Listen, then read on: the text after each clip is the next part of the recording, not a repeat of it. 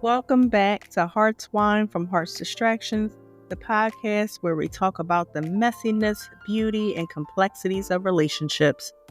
Whether you're newly dating or have been together for decades, we're here to bring you the real, raw conversations you won't find anywhere else. I'm your host, Alicia Minor Gaines, and today we're diving into a topic that might hit a little close to home for some of you.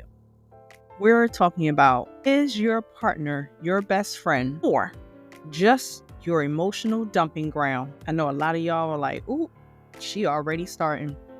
Now, before you start thinking that we're going to get all deep and serious today, don't worry.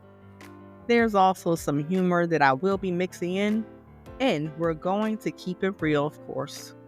But let's face it, this is a question that many of us have asked ourselves in relationships, or at least I know I have. We've all been there where we're all feeling stressed, overwhelmed, or just plain exhausted, and you need someone to talk to. But the question is, are we sharing too much too often? And how does that affect our relationship? So, what exactly do I mean by emotional dumping ground? Well, when you feel like your partner is the one you unload all your problems on, such as your bad day at work, your family drama, your financial worries, issues with your kids, it can become a situation where you're not just seeking support, but instead expecting your partner to carry all the weight of your emotional baggage. And if this becomes a pattern, it can lead to burnout, resentment, and a loss of intimacy. I'm not sure if y'all ready for that. So how about you sit back, you pour your glass of wine or your favorite drink, and let's get into this new episode. And hopefully we won't be dumping on ourselves at the end of this episode as well as our partner.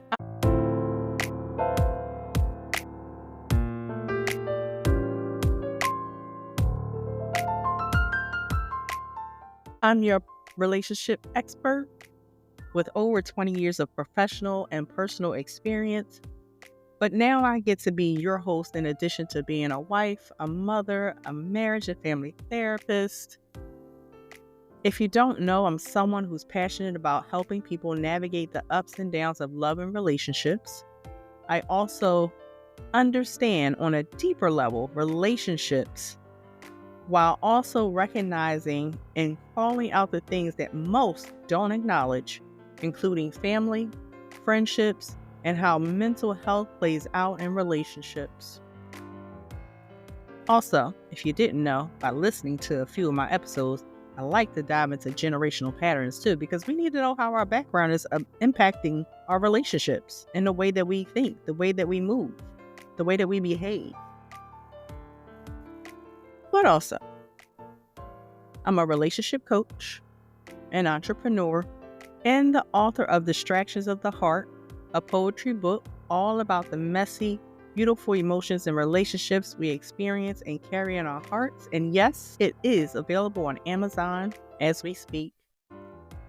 And when I'm not having deep conversations or helping others, you might catch me mixing up a drink or two.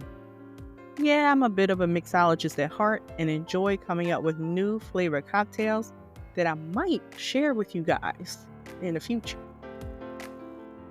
But right now, grab your glass of wine, get comfortable, and let's talk about all the heart's distractions that cause your heart to whine in your new favorite relationship podcast. So let's get into the role of a partner in a modern relationship. In theory, your partner is supposed to be your best friend, right? Someone you can trust, laugh with, and share your life's ups and downs. But sometimes we cross that line where we're sharing everything with them. And I do mean everything. And that's when things get tricky. Research has shown that emotional labor in relationships can cause significant stress on one partner if it's unbalanced.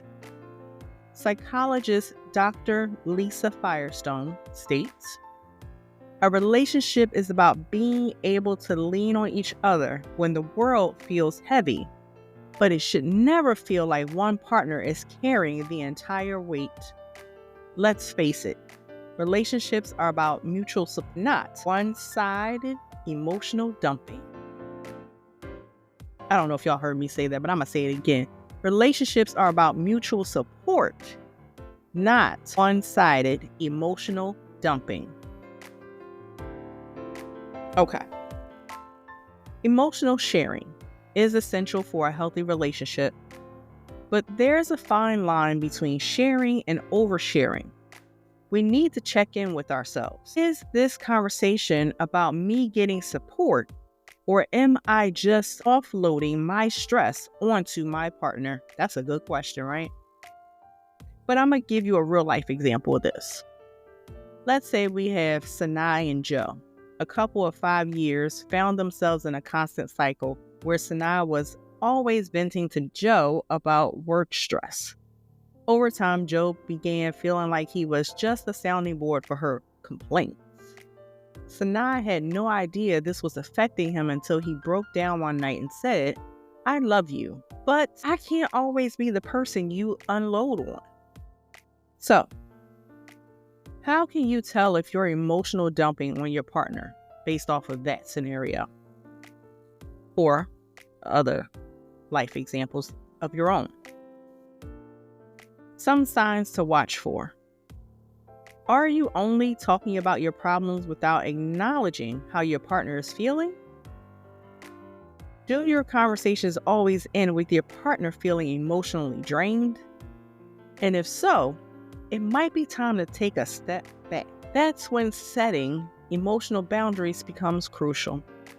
Yes, your partner is there for you, but they're also their own person with their own emotional needs.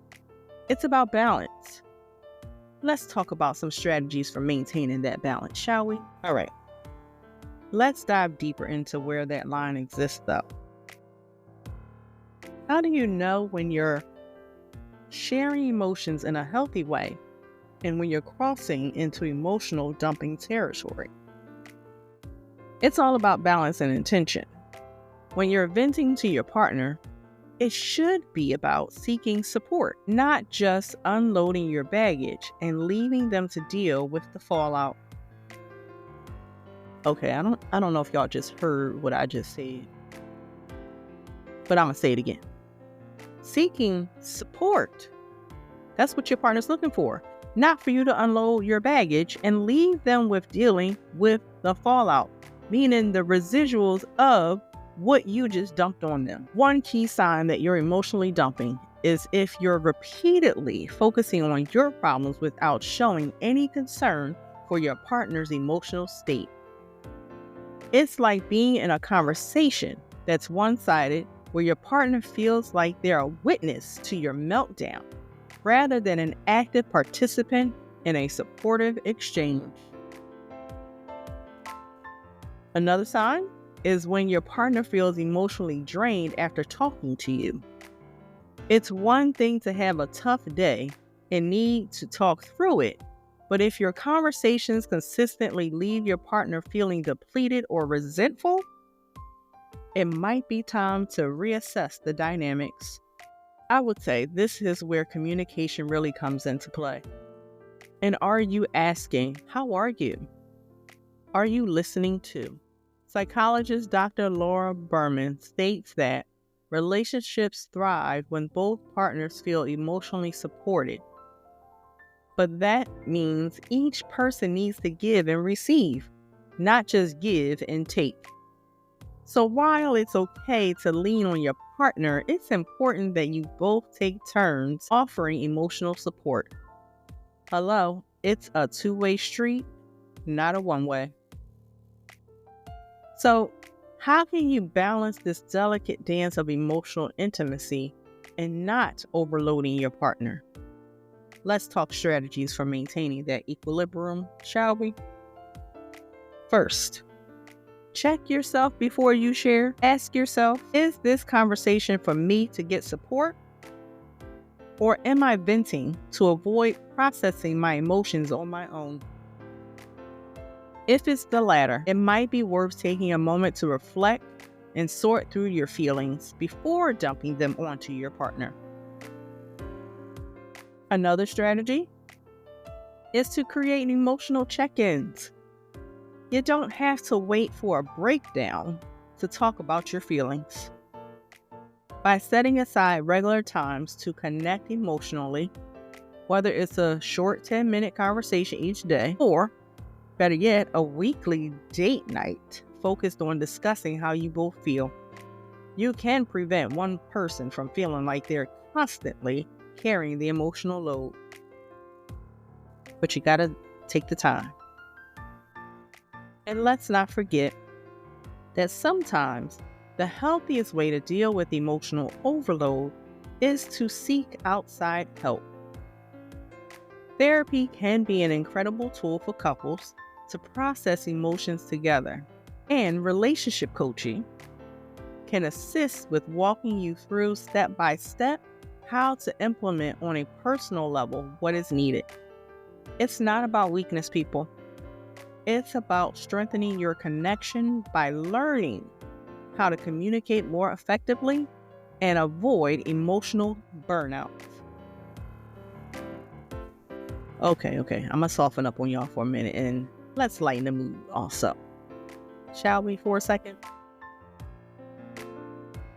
Have you ever had one of those conversations with your partner where you realize you're both laughing instead of crying about something that would normally be stressful? That's the magic of humor in relationships.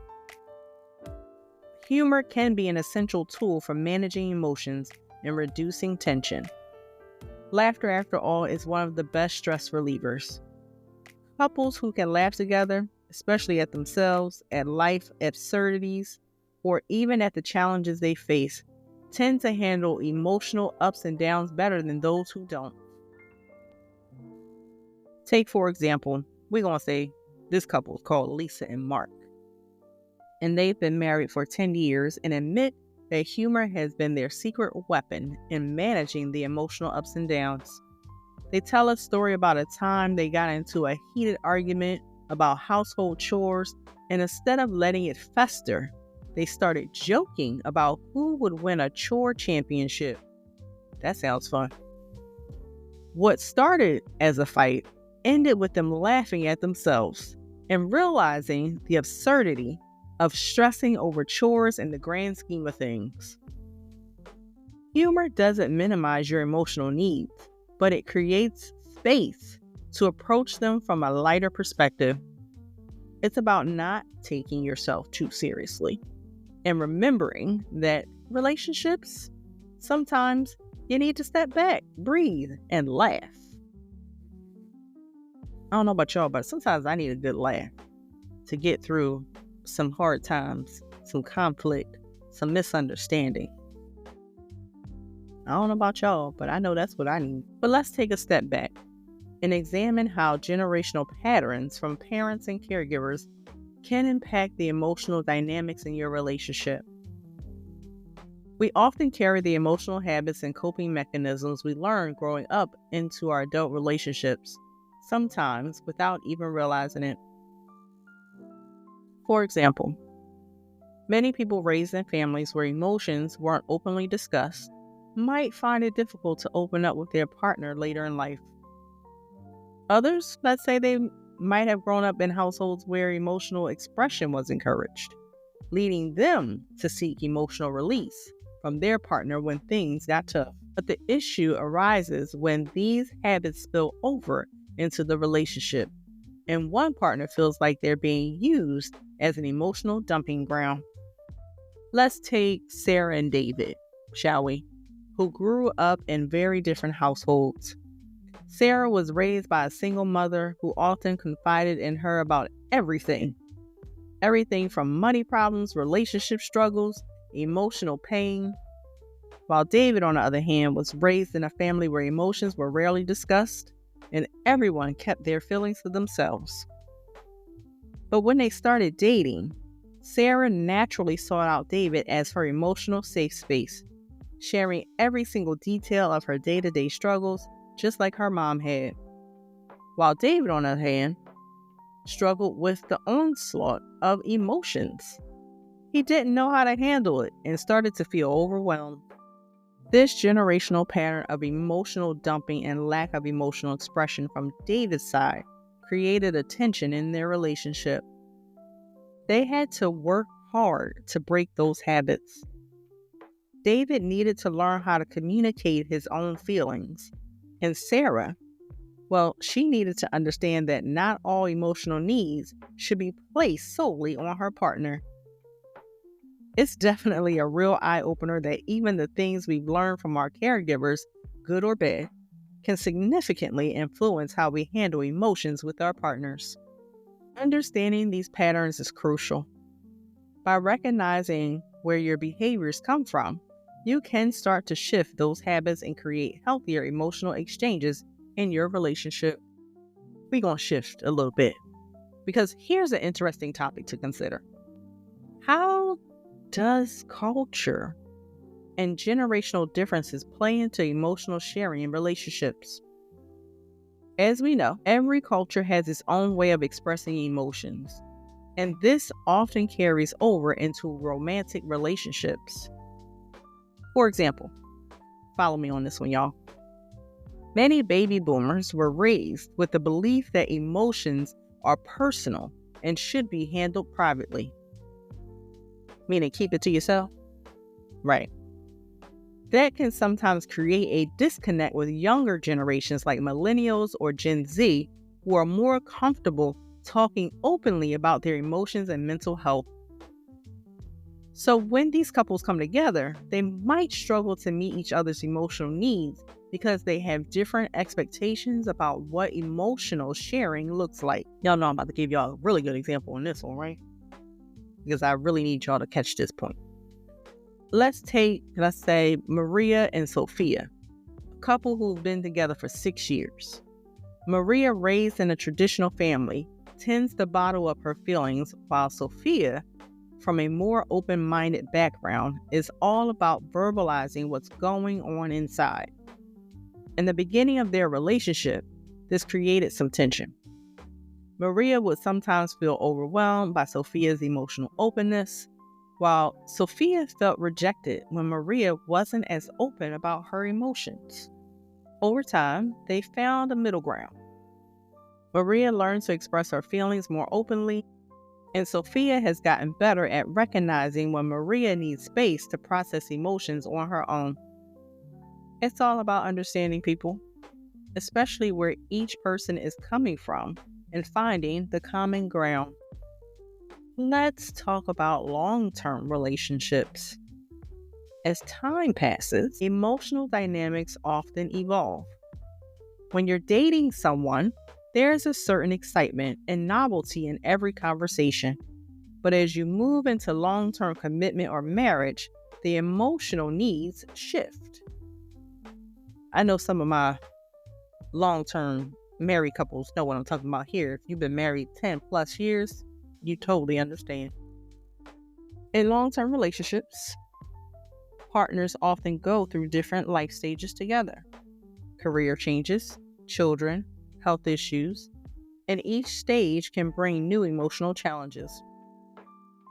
That's when the emotional labor can start to feel unbalanced. The key is being willing to adapt and evolve together. Let's take Tom and Lucy, for example, who's been married for 20 years.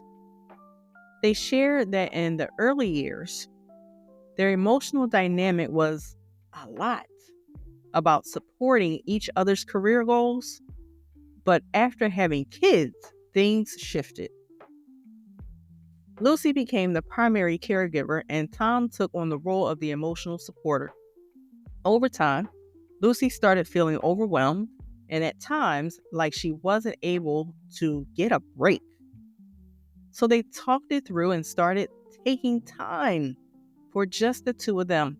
No kids, no career pressures, just connecting emotionally. Long-term relationships require constant reevaluation of how you support each other emotionally.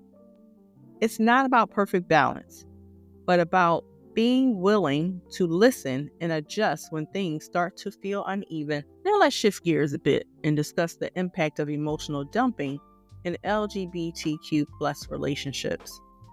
It's important to recognize that every relationship has its own unique challenges, and LGBTQ plus couples often face additional stresses, such as societal pressures, discrimination, and identity-related struggles.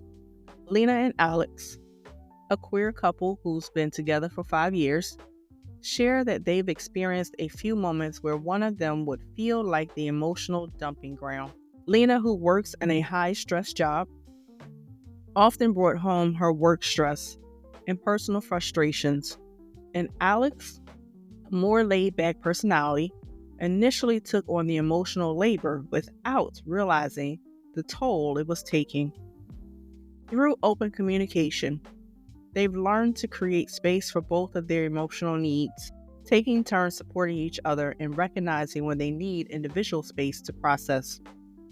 In LGBTQ plus relationships, where external societal pressures can compound stress, it's even more crucial to have healthy emotional boundaries. Now that we've explored how to cope with emotional dumping, let's talk about strategies to avoid it in the first place, shall we? Because nobody wants to feel like they're always unloading their emotions on their partner. But sometimes we get into the habit of doing so without realizing it. The first strategy is self-reflection. Before you approach your partner with your emotional concerns, take a moment to check in with yourself. Is it really something that needs to be shared right now? Or can you process it on your own first? Take time to identify the root of your emotions and see if you can deal with them on your own before bringing them to your partner. A lot of times, simply giving yourself space to reflect on an issue can prevent the need to vent endlessly. Another effective approach is practicing emotional regulation. This term is favorite for all therapists out there. When you're feeling upset, angry, or sad, try to manage those feelings in a healthy way before involving your partner. That might include mindfulness techniques like deep breathing or going for a walk to clear your head, or even journaling. It's always a favorite one. The goal is to prevent dumping your emotional storm onto your partner in the heat of the moment. And third, consider creating a venting plan. You and your partner can come up with a designated time to talk through your emotions so it doesn't take over your daily conversations. That way, both of you can prepare mentally to support each other without feeling overwhelmed. You can set limits for how long you talk about a certain issue or decide when the conversation is over to give both of you a mental break. And lastly, be mindful of your partner's emotional needs. Relationships are a two-way street, as I said before. And just as you need emotional support, so does your partner. Always check in with them. Ask how they're feeling and what they need from you, not always what you need from them. This ensures that the relationship is an emotional exchange rather than a one-sided experience. I'm going to say that again because I like that one. This ensures that the relationship is emotional exchange rather than a one-sided experience. Remember, it's all about balance. Healthy emotional exchanges help create stronger, more resilient relationships, and preventing emotional dumping is one of the key ways to achieve it. Now, let's talk about the other side of the coin. How do you cope if you're the one who feels like you're constantly being used as an emotional dumping ground in your relationship?